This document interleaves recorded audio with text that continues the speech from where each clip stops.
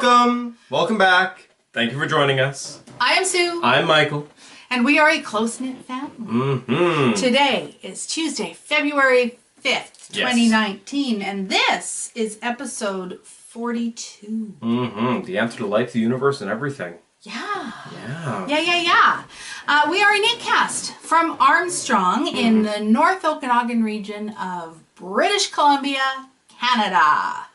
Is that the first time you've done that right in 42 episodes? Possibly. Okay. But I think I got it written out right, and you mostly do it. Yeah, that's true. Because I just sort of sit back and go, I'm not saying it because I always screw it up. Yeah. We are a knitcast. We did that. We did that following Mike's adventures. As a newer knitter. And our ongoing yarn and knitting addiction. Yes. Yeah. Yes. The skies above Armstrong. It's cold. It's cold. It froze. It's not as cold as it is in other places. No, but it's still pretty cold. Yeah, I think it was a minus 16, I think, Celsius. Minus 14 is what you have written there. I know, because okay, we're going straight into temperature scarf. Cool, we're going to go straight into the temperature scarf. Because the temperature is involved. In the skies above Armstrong. In the temperature scarf, if you can believe that. Yeah. So, of course, I'm keeping track of, I'm doing a high and low temperature of every day. I am too. So I'm following Environment Canada. And I'm going in, I check in the morning. Yeah. And I check in the evening, and I do that, and that way I make sure I get I know what numbers I'm working with for sure, because yeah. And I'm merrily going along, and we got to minus 14.4, and then I didn't actually check today. I'm gonna look, but then everything just went not available. Yeah. Or not applicable. Yeah. NA, and I'm like, so what happens? In Canada, we hit minus 15, and suddenly the information's not available anymore? That makes no sense at all. No, it doesn't. But, yeah, I'm going to just check that while I'm doing here. So why don't you... Well, yeah, I finally caught up a bit on my temperature scarf, because I wasn't making any progress, because my needle was broken. Right. But we found a set of DPNs, double-pointed needles, for me to use. So I spent some time at my radio job catching up. And this is now what it looks like. I was maybe like here last time you saw this, somewhere in this area. Done all that in one shift. Yeah, notable points on here is there is one row where it went double green.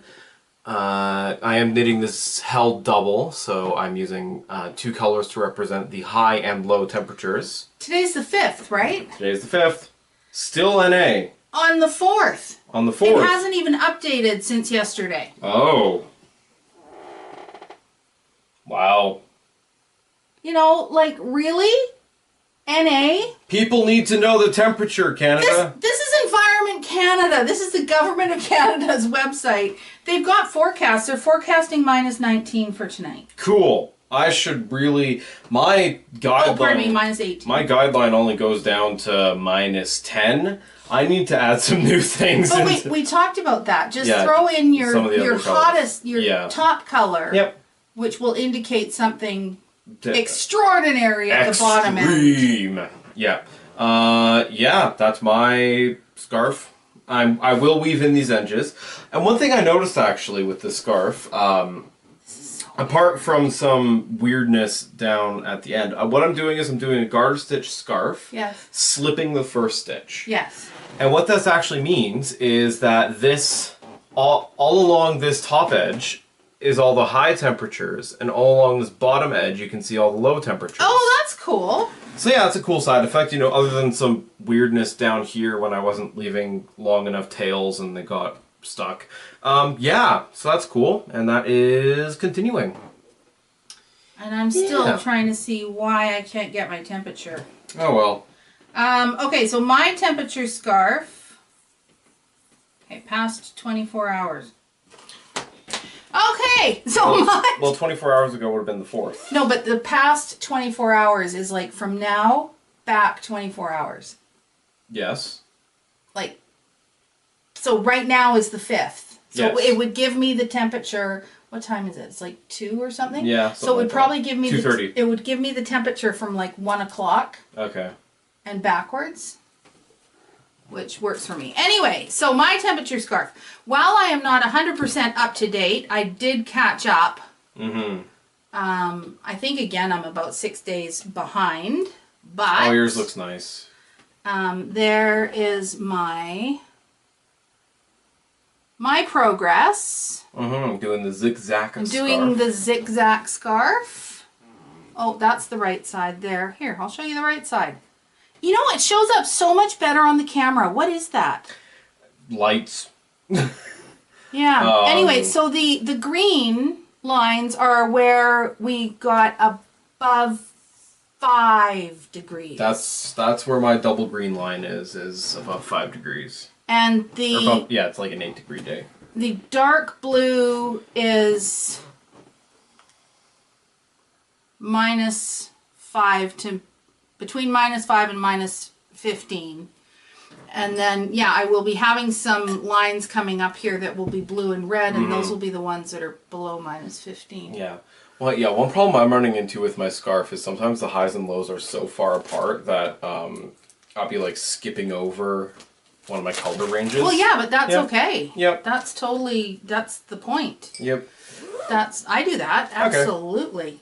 Okay, well. So, temperature scarf. What else? So, this isn't a long we're doing. Yes, it is. We're a month into it. If you wanted... Still not too late to join. If you wanted to join up, you sure can. I know there's one person in our Ravelry group who had started a blanket, a crocheted blanket, and I'm trying to remember, she was doing squares for different temperatures. Anyway, she got almost maybe finished January, and I guess it was really uneven and looking kind of... So she's actually going to rip that out. Oh yeah, she was doing granny squares. No, not granny squares. Redo January. Yeah. In a knitted scarf. Yeah. So that's one.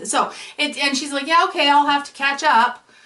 And then she's going to work on it every weekend. So have her do her. Yeah. Yeah. Which is kind of what I'm doing. I'm kind of saving up until I have a few days to knit. But that's because I've been busy doing other things. I guess that's what I'm unintentionally doing by working on it while I'm at my radio job. Because I get one shift a week at that job, which is fine. But yeah, I just catch up on my knitting while I'm there. Yep. It's a good thing. Yep. But yeah, cold. Cold. Oh my God. I don't know if you noticed outside. Okay. You know it's cold when your dog's pee freezes on the surface of the ground. There are little pee ice rinks. Oh, no. I looked out and I'm like, what is that yellow? Okay, don't eat yellow snow. Yeah. We all know that. But it's like it peed, it hit, it froze, and then it just... So yeah, that's my it's cold when moment. Not putting a picture of that up. No. We won't take a picture of that because that would be gross. silly. That would be silly. Yeah. But it's also around here. It's our winter carnival time. It is the Vernon Winter Carnival The Vernon Winter Carnival. This year it's pirate theme. Pirate theme. Arr. Jinx. Anyway, and yeah, they usually have a the hot air balloons feature usually quite. There's a balloon glow, so they go to the mall parking lots, and they're just on the ground, and it's nighttime, and they fire them up, so the balloons all... And then generally the next day they actually launch them. They have a little launch, and they do a little float around. But this year, one of the balloons got in a little bit of trouble and ended up hitting some high tension power lines. Yes. Everyone inside was okay. Yeah. Everyone was okay. The balloon was ruined. Yeah. But yeah, they said something. I'm trying to figure out just where this happened and what happened. But they said they figured the balloon caught an updraft near a rock face. Okay. I thought it sounded like it bumped into the rock face, and then when it was coming off the rock face, it hit the power line. But anyway, it came down very slowly, like it wasn't, and nobody got electrocuted. Yeah, nobody's hurt. Yeah. But still, it's sort of, and they canceled the balloon glow too. There was some problem or issue with that. So that's, anyway, that's just a thing that happened around and about. Yep. So the other thing, this was just funny. No, you weren't with us. We were playing games the other night. Yeah. Surprise! I was at work. Game night again. And surprise, I was at work. game night again. And the whole thing started out with our hostess telling us that we were starting early so we could end early because her husband needed to go to bed early. Because he gets up at like 4 a.m. He gets up early and he's helping someone with some renovations and stuff. I promised myself I wasn't going to play with my hair. Anyway, so she's trying all night to do anything she can to get him to, like, you're going to stay and you're going to keep playing with us. You're not going to go to bed early. Yeah. And really pushing it along. And then he's like, no, like, I need to go to bed early. And it wasn't a problem for anyone else because we all knew. Mm-hmm. Like, we knew going in, that's what was going to happen. So finally, I guess he said, well, yeah, I'm going now. And she says, oh, fine. She says, I'm not going to be a bitch about this. And he reaches out to touch her. And she's like, don't touch me. And it was so funny. I'm not going to be a bitch about this. Don't touch me. Yeah. It was just like, okay. Yeah. Okay. That's just kind of crazy talk. Yeah. And and other exciting news, I'm moving my business from my home. I'm going to be moving into a salon. You're going to be moving your nail business into a salon. For those of you just joining us, Sue is a nail tech. I'm a nail tech. Check out those nails. I do nails. Did you just have you done those since? No, I showed those last week. So yeah, it's actually kind of funny because we use much of my equipment. Yeah. The seats, everything. The seats, the table, the lights. So when all of this goes, we're going to have to figure out what to do. But anyway. But yeah, so that's exciting for me. No, I decided it was time to grow up, and it was time for me to start acting like a grown up and having a real business. Yeah. So, yeah, that's happening. All right. Okay. Anything else? No? Okay. Yarn acquisitions. Yarn acquisitions. I had 2 yarn acquisitions. You did. This was one, and I'll talk more about it in a minute. And this was the other one. Mm-hmm. So, for those of you who have been following along, you know that I have had on my to-do list, I put a marker in so I wouldn't go flipping through, Partin by Kim Hargreaves. Mm-hmm. And this is from her book, Calm. Whoops, there we go. So yes, this pattern Partin, and it calls for Rowan Soft Yak DK. Okay. Which I was having a really hard time finding. Okay. And so I was trying to find reasonable substitute yarns and stuff. And I thought I'd found one. I can't remember what the brand is. But it was a merino yak. Really nice. And I liked the colors. And then my Twisted Pearl, my local yarn store, yep. I happened to ask. And they were like, oh yeah, we've got that in the back. In the other, it's put away. Okay. Okay, I want to see. Yeah. You want to see it? Rowan Soft Yak DK. Okay. So they brought it out and they had 2 colors and probably not enough yarn. Well, no, I might have got away with it. And I looked at the yarn and I was, okay, that's heavier than I thought it was. And I went and I got the yarn that I thought I was going to substitute for it. Okay. And no, it just wasn't suitable. So I am really glad I didn't get that yarn because it was quite pricey. Okay. So I happened to be in there the other day, and they have a whole section of yarn that's 40% off. Okay. And they had this Debbie Bliss Rialto DK Heritage Heathers or DK Heathers yarn, and it was 40% off. Was it? And I was okay with the color. Yep. So I just want to show you these 2 balls of yarn. That's nice. Okay. What do you think? Are these the same color or are they a different color? I mean, my first instinct would be same color, but I have a feeling you're going to tell me they're a different color. These are 2 completely different colorways. Not dye lot. They're obviously different dye lots because they're from completely different colorways.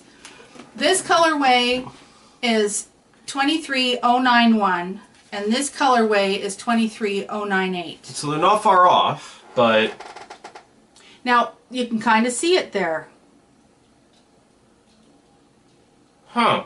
It's really, they're so close. And in just the right light, sometimes in a shadow, you can see that they're one is a little bit darker.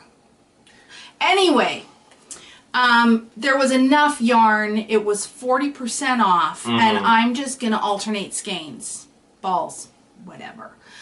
They're so close, so I'm gonna alternate balls like I would with a hand dyed yarn. Yeah. And see where it goes, but yeah. I just cannot figure out how do you justify 2 different colorways for that? Yeah. See, like if you get in the right light, but then I would say this is a bit darker. I would say this one's more yellow, is what I would say. But they're so close. Yeah. Oh, anyway, God, it's the dress all over again. What dress? You know the dress on the internet where everyone was like, is it blue? Is it blue? Is it yellow? Is it black? Is it? So anyway, I'm very eager to cast on and do a gauge swatch because I'm going to have to redo all the math because I'm not doing this again. Yeah. I'm going to actually make something that fits me. Okay. I still love this, by the way. Yep. It looks very nice. I wear it a lot. Mm-hmm. She does.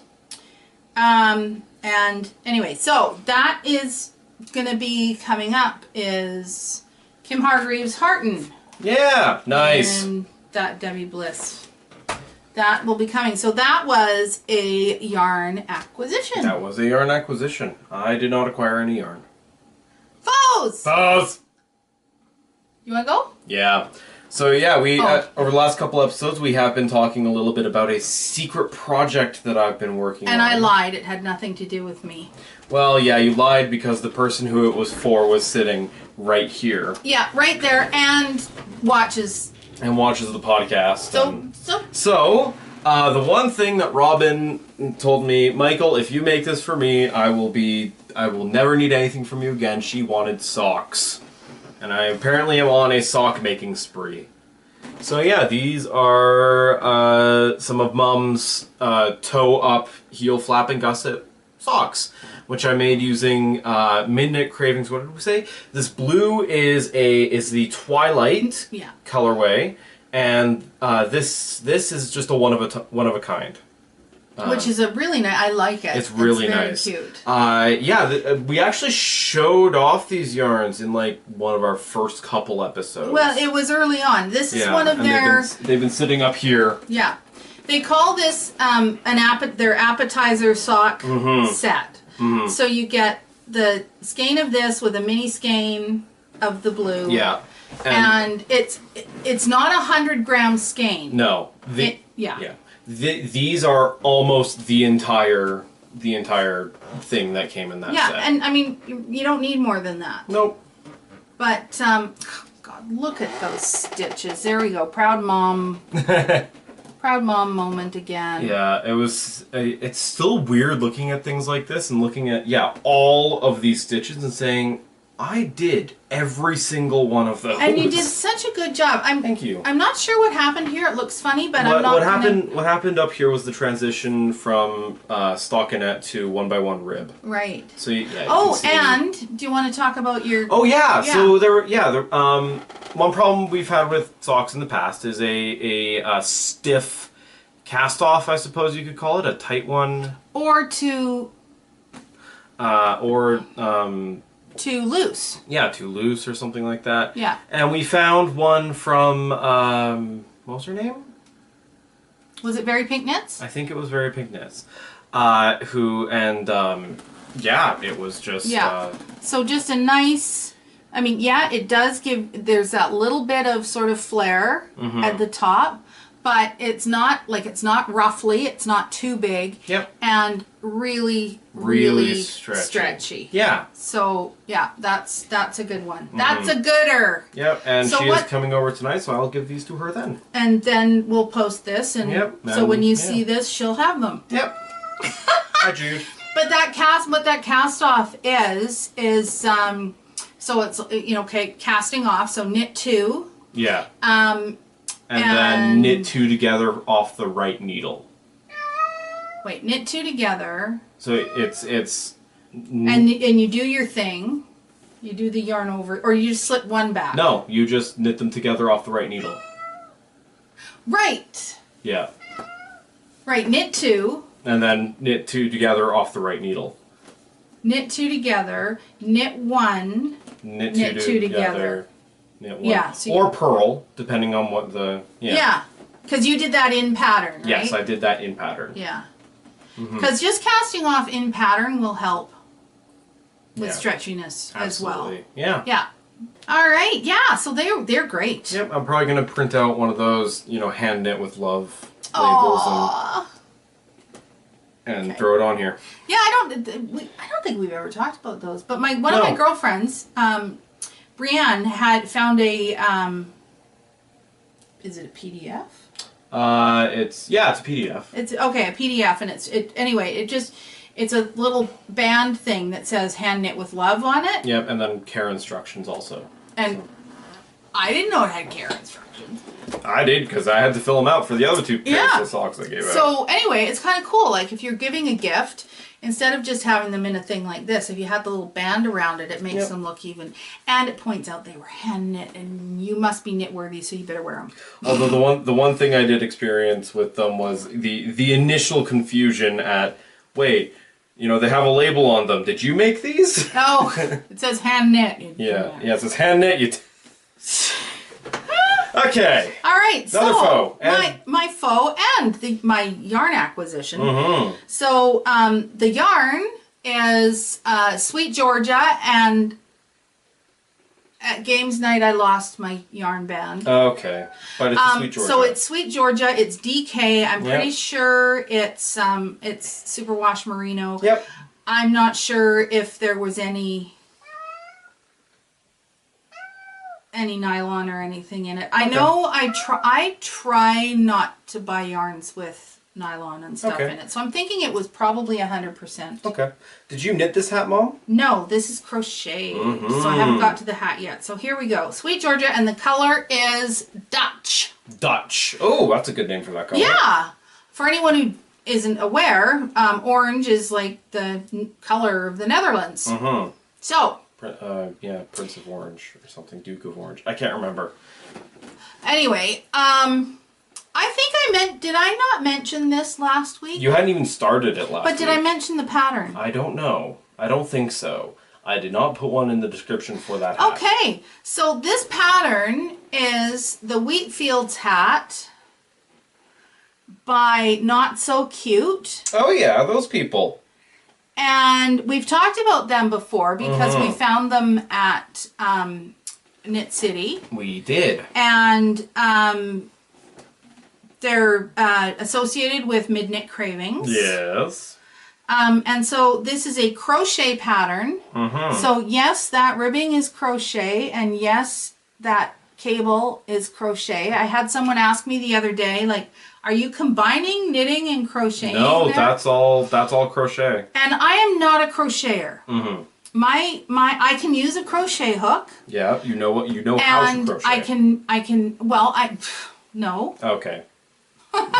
I can do a double crochet. Basically, I know how to make a granny square. Okay. And I've made a scarf that was like just rows of double crochet. So I guess I can chain, I can double crochet. Okay. So this is all, there's very few double crochets in this. So this is all pretty much all new to me. And I managed to complete it. Yep. And I think it looks pretty good. It does look very good. Because this is a first, this is my first following a crochet pattern. Yeah. I look terrible in hats. Now, having said all that, it's orange. Does this go on the front? Yeah, or just sort of down the side, a little off to the side or something. That looks, I don't know, it looks funny. Anyway, so this is the large size that I did. And nice. But the other thing that I'm trying to promote is with all the talk about inclusion and I'm listening, and people saying that the people who aren't saying anything are anyway. If you're at all aware of those conversations, you know what I'm talking about. My thought was, if you want to make your presence, opinion, I don't know what, if you want to say, I see you, I hear you, I'm listening, I want you to feel included and wanted and loved. My idea was that if anyone who wanted to do that had a orange, this is orange, an orange hat or accessory, and you could just take a picture of yourself wearing it for Instagram or whatever, because a lot of people I know are concerned about saying the wrong thing. And sometimes, a picture speaks louder than words. And the other thing I would love to see and get the word spread about is that when we have fiber events, if people could wear these orange hats or accessories to the fiber events, I would hope that it would convey a welcome to the BIPOC community to say, we want you here, and you are welcome. Yes. And don't be afraid to come in, because we want you here. Yeah. Anyway, so there are a few mistakes in this, but it was my very, very first. Why'd you choose orange? You know what? For the color? Yeah. For that purpose? Honestly, I woke up, I had bought this yarn already. Yeah. And that was a convenience. and I bought it to make this hat. And I woke up one morning and I was thinking, orange is not really the super most common color that you see people wearing, unless they're wearing a safety vest or something, right? Or a hunter. And I just thought this would be, if someone was wearing, if a whole group of people, and if Instagram went orange with knitted stuff, that would be a pretty big statement. Yeah. And the other thing that I thought about while I was thinking about that was that Gigi Made It is a member of the BIPOC community, and her color is orange. She wears so much orange, and it's so bright and it's so beautiful. And so I contacted her and I said, I'd like to sort of start this campaign going, but I don't want to crash over your sort of brand with the orange. And she said, no, go ahead, do it. Get it out there. So yeah, that was that was that. That's that. So yeah, it did take me 4 days to make this. Yep. I had a little bit of confusion when it came to the decreasing because I didn't understand it. Yep. And they kept referring to stitch counts. You should now have like 83 stitches. And I'm like, there's only one. Yeah. I don't understand. There's only one stitch. Yeah, that's how I would be too. So I'm not really sure how to count these 83 stitches, but whatever. So that was a faux and a yarn acquisition. Learn to read your crochet. Yeah. Well, yeah. I'm going to ask. I have a friend who's a crocheter who's going to be at Knit Night tonight. And I will ask her to please explain to me what that means. Because this was fun. It was fun to do something different. And I love this stitch. Like, I can totally see why this is called wheat fields. Because those just look like bundles of wheat. Yeah. And it's easy to do. So this is an intermediate pattern. So of course, Miss Beginner here. Yeah, I'm gonna do that. Yeah, I did though. You did do that. You did. And that. the whole. But I don't know how. Well, I didn't know how, and you learned. Used YouTube, and I figured it out. So there we go. Yeah. So that was from Not So Cute. There'll be a thing. Yeah. All right, and whips. Whips. I am continuing to work on the Catherine Ann shawl. I finished all the short row sections, and now And his stitch count almost matched. Almost matches. Which is exactly what we're hoping for. Yeah, so... How many times do you knit that? Gosh, how do I think I need a longer cord, maybe. Well, yeah. But yeah, here we are. Well, not for knitting, though, just for demonstration purposes. Yeah. So yeah, you got these great big wings that along this area and that area, and I'm just beginning a sort of knit together yarn over lace section, and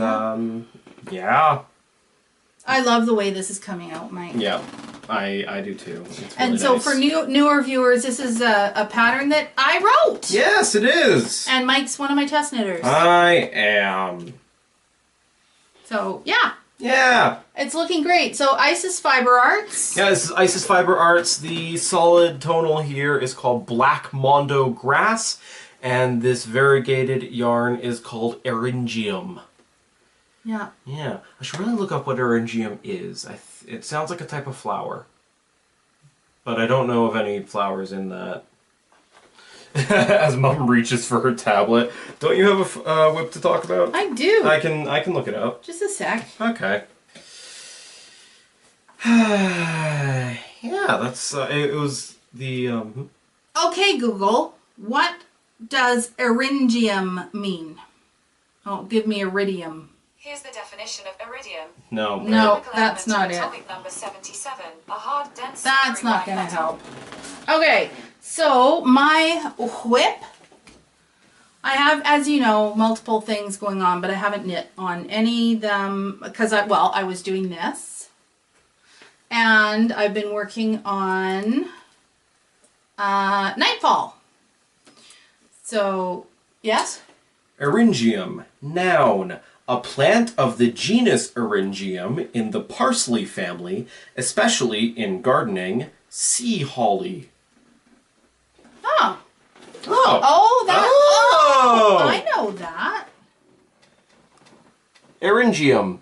I use that in floral arranging, but that's sure not what we called it. Okay, what'd you call it? I can't remember. Okay. But anyway, okay, so I am working on Nightfall. Nightfall. By Ellie of Skein-Deer Knits. And so there's the front where the steek will be. Okay. Oh, I kept trying to get it open here. There we go. So we have this color work and then the little bit of fade into, well, yeah, so we've gone from almost charcoal black, the darkest color, and then we faded through 2 of the blues here, and then we've done the white to the gray here. So we're only missing 1 color at this point. I've used 5 of the 6 colors. Wow. And right now I'm doing the short rows and the raglan shaping for the sleeves. So, yeah. So I'm doing the short rows at the back. There were already short rows at the neckline here. Cool. And actually we'll put a picture in here of what the... damn, you're good! We'll put a picture of the what the yoke looked like when I'd finished the color work. I thought I had a pretty good picture of the yoke. And yeah, so far it's been a really fun knit. I'm really enjoying it. And if it wasn't for this, I would totally be casting on Partin. And we'll see how much longer I hold out before I cast. Okay. But I think, did I tell the story already about buying way too much yarn? No. Is it a story that is worth retelling? Hi, Jude. So, well, I'm sure I must have told it about buying twice as much yarn as I needed. Yes, you did, because there was more words after what it said first. Yeah, okay, I was pretty sure I told that. So, of course, then that's the other thing is I started designing my husband's Fair Isle sweater that I'm going to make him. And with the same colors, how matchy-matchy is that? Oh, nice. And, but I decided I'm kind of doing a theme with this sweater, and I'm theming it not on Jude, which is why she's here to complain. That's our cat. I'm theming it sort of with our doggy. Yep. Yeah. Does Dad and the dog go out I have like a line that will represent, like, I haven't done my tail wagging line, so I need to do you my have a tail wagging one. Yeah. Oh. So I have sticks and balls and lakes and rivers and snowflakes. Maybe I should put a cat in there. Maybe you should throw a cat in there. But I need to make a tail wagging one. Yeah, okay. And it's all, symbolic stuff. I'm sure there was something else I did. Anyway, whatever. Yeah. So that's that. That is that. Oh my lord. Okay. Mike! Hi! What do you bring to the table? I bring another game that I own and have not actually played. Hi, Jude. There you go. Is this making you feel better, Jude? This is Jude. I do not bring her to the table, though. I bring a game, a bluffing game, actually. Ooh. It is called Cockroach Poker. No poker is actually involved in the game. It's just a bluffing game. So the idea of Cockroach Poker is pretty simple. Your goal is to not have a 4 of a kind in front of you. There are 8 suits with 8 cards in each suit. And the game is actually super simple to explain, because I would have my hand of cards, and what I would do is I would take a card from my hand, slide it over to Mom, and say, this is a... there go our notes. I would tell her, this is a cockroach. Okay. And you have the option of saying, yes it is, no it isn't, and then at which point if you say one of those things, the card is revealed. If you're correct, the card goes in front of me. If I'm correct, or if you're wrong, the card goes in front of you. That's not the entire game, though. The fun of the game comes from, your other option is to pick up, look at the card, and slide it over to someone who hasn't seen it yet, and tell them, this is whatever. The same thing you said, or something? You can say whatever you want. Something to... Oh. Weird. And eventually... I don't really understand. Eventually the card will make its way around the table until everyone has seen it except one person, and that person must then say yes or no. And yeah, the goal is to not end up with a 4 of a kind in front of you. There's no winner, there's only one loser.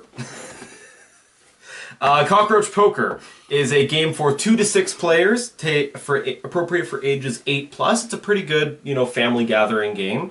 It takes about 15 to 25 minutes to play, and I mean, also, is it hard to explain? I just explained the entire game to you, so... Interesting. So, you haven't played it, though? I haven't had a chance to play it yet, no. Okay, because I know Vicky's going to want to know. Is this good? I mean, it says for 2 players, but Yeah. is it? I would rather not play this with 2 players because with 2 players you lose the ability to look at the card and pass it on to someone else. There's not an option for like a dummy hand or something? No. Oh, okay. Cool. All right. Thanks, Mike. No worries. Yeah. I gotta tell you, these games are like... And we're still going. Episode 42. Episode 42. We have like now an entire room. Well, yeah. I did actually manage to get rid of one of my games. I got rid of that Fallout board game. Someone's going to basically pull it apart and use it for D&D, so... I had a Fallout board game. It was one of the games I didn't recommend. So, Oh, okay. yeah. All right. Yeah. Okay. Good. So, events from around the world. All right. Here we go. Oh. I apologize before I even begin. Okay. Soirée tricot. Jeudi, février. In Paris, Île-de-France. Get that? Soirée tricot. Knitting party. Jeudi. Thursday, the 7th of February. Paris, Île-de-France. Okay. And again, I apologize before I even began. We are Canadian French speakers. Well, you're a Canadian French speaker. I'm barely. Which is different than French. Barely. Yeah. Barely. I mean, I did, take French all the way through school, but when I actually tried to use it with a French person, they had no idea what I was saying. So, there you go. Yeah. On Saturday, February 9th, Okay. it's Drop Spindle. Drop Spindle. At 6 Loose Ladies in Chester, Vermont. I just had 6 Loose Ladies. I couldn't pass that up. Do you know if that's like a pub or? I have no idea. Sounds like a pub, except it's in Vermont. Drop spin. Except it's in Vermont? In America. Yeah, no. It sounds like a British pub name. Oh, I see. Oh, yeah, you're right. 6 Loose Ladies. Yeah, it does, doesn't it? Okay. So, yeah, that's Saturday, February 9th. Drop Spindle. 6 Loose Ladies. Chester, Vermont. Yeah. I have no idea. I don't know if... I'm assuming that's like some sort of spinning night. Yeah. Because that's what it sounds like.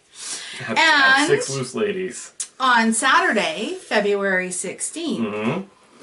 I apologize again. It's a workshop. Himawari Knits. Okay. Frida Fuchs Showroom, Berlin. Okay.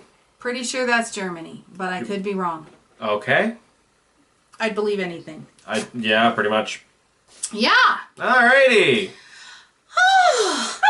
I think that's about it. I think that's it. Yeah, so, we have no giveaway winners to announce. So, please be sure to like, comment, and subscribe. It does tell YouTube that what we're doing here is enjoyable and more people should see it.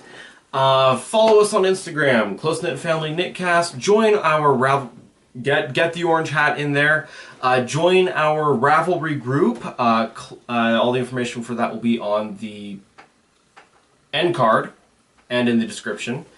I always question which way the end card is. I always think of it as to the right when you're viewing it. Anyway, with all that being said, keep your knitting close and your family closer. Bye.